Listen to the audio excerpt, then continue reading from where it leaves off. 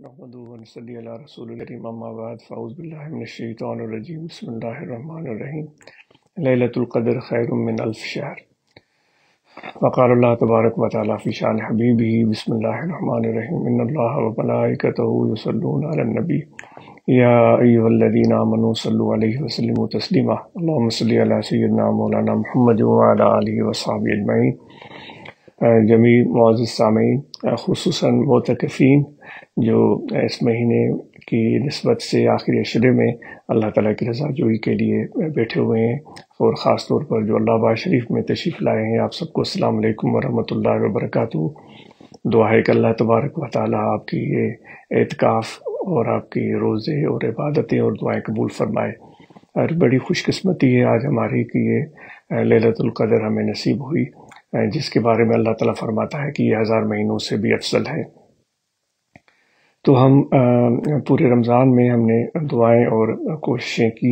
کی ہوں گی جو اللہ تعالیٰ ضرور قبول فرمائے، لیکن پھر آخری عشرہ اور پھر اس میں اللہ تعالیٰ نے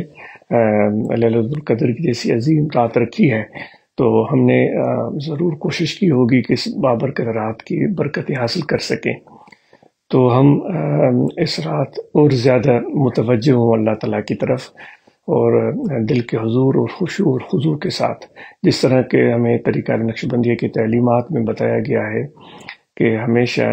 اپنے قلب کو اللہ تعالیٰ کی بارگاہ میں حاضر رکھیں کہ ایک لمحہ بھی آپ کا غفلت میں نہ گزرے۔ اور یہ طریقہ نقش بندیہ کی تعلیمات میں یہ بھی ہمیں بتایا گیا ہے کہ حضور علیہ السلام کے فیض کا ہمیشہ انتظار کریں جو مرشد کامل کے سینے سے ہمیں عطا ہوتا ہے۔ تو اس میں وہی لوگ کامیاب ہوں گے جو جس قدر باطنی اور قلبی طور پر متوجہ اور منتظر رہیں گے۔ تو الحمدللہ عبادت کرنا یہ بہت بڑی سعادت ہے۔ رکوع، سجود، قیام، تلاوت، دعا، اس کی بہت بڑی عظمت ہے، لیکن اس کی عظمت اور بھی نمایاں ہو جاتی ہے کہ جب ہمارے دل بھی اس میں حاضر ہوں، ہمارے روح بھی اس میں حاضر ہوں، اور جو بھی زیادہ یا کم جو بھی ہم عبادت کریں، جو بھی سجدے کریں، جو رکوع قیام کریں، اس میں ہماری سچائی اور توجہ اور یکسوئی اور قلب کا حضور موجود رہے۔ اور پھر سب سے بڑی بات یہ ہے کہ اس عبادت، اس تلاوت اور اس رکوع، سجود، قیام، قعود کی برکتیں ہمارے اعمال میں بھی ظاہر ہوں، وہ اس طرح کہ ہمارے اندر بردباری، تحمل مزاجی، برداشت اور صبر، یہ چیزیں پیدا ہوں، ہمارے طرف سے کسی کو تکلیف نہ پہنچے، کیونکہ ہم حضور علیہ السلام کی امتی ہیں اور آپ کی تعلیمات پر عمل کرنے کی کوشش کر رہے ہیں۔ جس طرح آپ صلی اللہ علیہ وآلہ وسلم مشکل ترین صورتحال میں صبر سے کام لیتے تھے، جس طرح آپ صلی اللہ علیہ وآلہ وسلم جو اپنے ساتھ رہنے والے دوست تو ان کی محبت اور ان کے ساتھ پیار کا برتاؤ کرتے، بلکہ جو اجنبی بھی آ جاتا، کوئی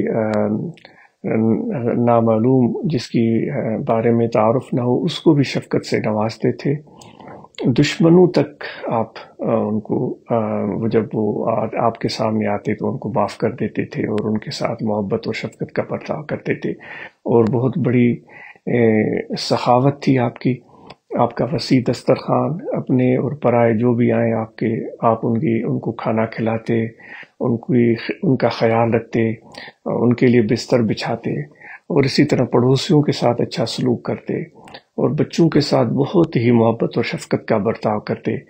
اور بڑوں کے بارے میں تلقین فرماتے کہ ان کی عزت و توقیر کریں۔ تو اس مہینے کی بابرکت راتوں میں ہم یہ ساری چیزیں کرنے کے بعد فارغ اپنے آپ کو محسوس نہ کریں، بلکہ اس کی اعتکاف کی روزوں کی حقیقت ہماری عملی زندگی میں نمایاں ہو جائے،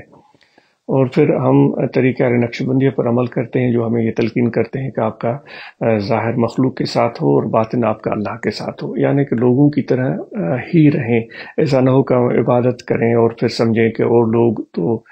سے ہم بہتر ہیں، اور لوگ تو عبادت نہیں کرتے، اور لوگ تو کچھ ایسے ہیں کچھ ویسے ہیں۔ یہ دانستہ یا نادانستہ،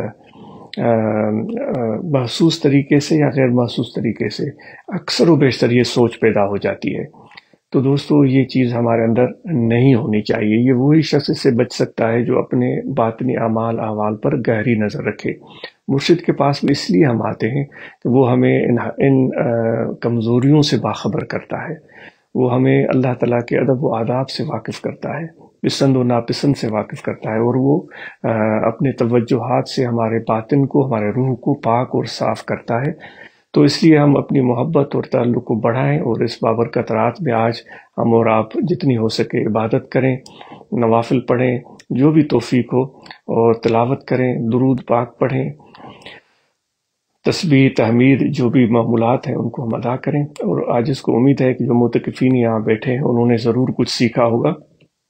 کچھ آیات، کچھ احادیث، اور انشاءاللہ تعالیٰ یہ سیکھ کر وہ اپنے احباب تک پہنچانے کی کوشش کریں گے۔ واپس جا کر آپ اپنے معاش کے لیے، اپنے ضروریات کے لیے محنت کریں گے۔ جو ملازمت پیشہ ہیں وہ اپنی ملازمت دیانتداری سے کریں گے، جو کاروبار کرنے والے ہیں وہ محنت اور جذبے کے ساتھ اپنا کاروبار کریں گے، کیونکہ یہ محنت جو ہے یہ اللہ تعالیٰ کو پسند ہے، کہ محنت کرنے والا اللہ تعالیٰ کا دوست ہے، یہ حدیث کے الفاظ ہیں۔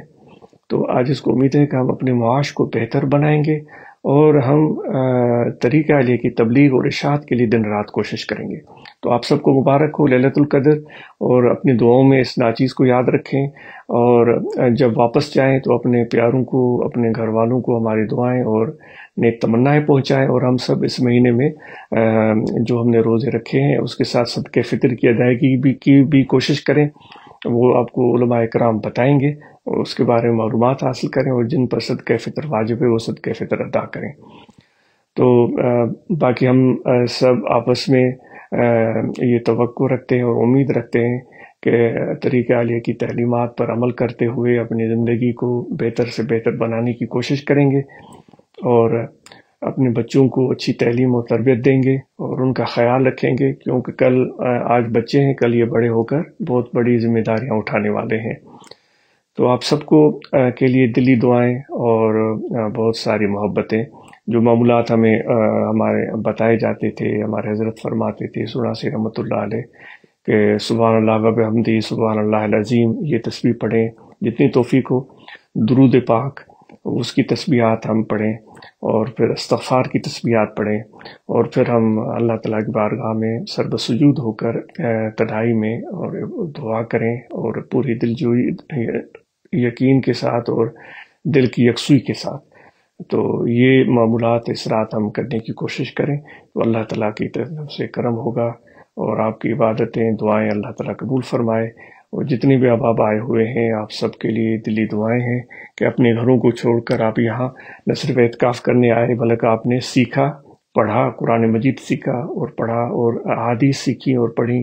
اور تلاوت اور آیات پڑھی اور سیکھی۔ تو انشاءاللہ واپس جا کر آپ کوشش کیجیے گا قرآن مجید کا تلفظ بہتر ہو، احادیث آپ کو یاد ہو، کہ طریقہ عالیہ کی تبلیغ کے لیے، تعلیمات کو عام کرنے کے لیے نکلیں تو آپ کے لیے آسانی ہو اور کامیابیاں ہوں۔ جزاکم اللہ خیر۔ اللہ تعالیٰ آپ سب کو خوش رکھے، شاد اور آباد رکھے، آپ کے رزق روزی میں، عمر میں، گھر میں برکت عطا فرمائے۔ اس عاجز ناچیز کو اپنی دعاؤں میں یاد رکھیے گا، اور عاجز آپ کی دعاؤں کا طلبگار ہے۔ بہت شکریہ، جزاکم اللہ خیر۔ اور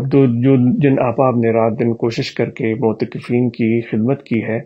ان کے لیے لنگر کا بندوبست کرنا اور دیگر انتظامات کرنا، ان کے لیے دلی دعائیں، ان کا بہت شکریہ۔ اللہ تعالیٰ ان کو اجر عظیم عطا فرمائے۔ جن علماء نے آپ کو تعلیم دی اور آپ کو پڑھایا اور کوشش کی، ان کو اللہ تعالیٰ جزائے خیر عطا فرمائے۔ ان سب کا بہت بہت شکریہ۔ وما علینا الا البلاغ۔